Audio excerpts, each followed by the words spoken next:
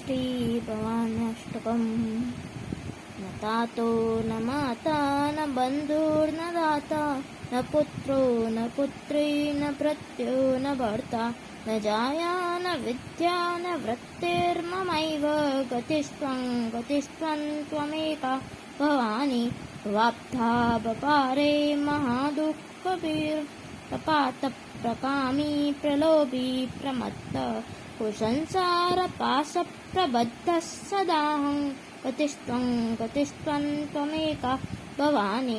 न जानामि दानं न च ध्यानयोगं न जानामि तन्त्रं न च स्तोत्रमन्त्रं न जानामि पूजां न च न्यासयोगं गतिस्त्वं त्वमेका भवानी।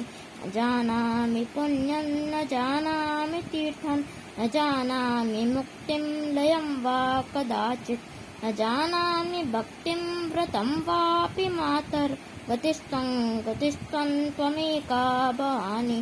कुकर्मी कुसंगी कुबुद्धि कुदासः कुदाचारलीन कुदृष्टि कुवाक्यप्रबद्धः सदाहं गतिस्त्वं त्वमेका भवानी। प्रजेशं रमेशं महेशं सुरेशं निधीशं निशीथेश्वरं वा कदाचित् न जानामि चान्यत् सदाहं शरण्ये गतिस्त्वं त्वमेका भवानी। विवादे विषादे प्रमादे प्रवासे जले चानले पर्वते शत्रुमध्ये अरण्ये शरण्ये सदा मां प्रपाहि गतिस्त्वं त्वमेका भवानी।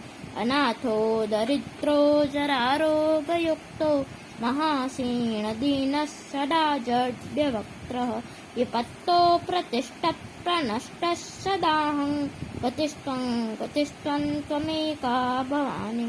इति श्रीमच्छङ्कराचार्यकृतं श्रीभवान्यष्टकं सम्पूर्णम्।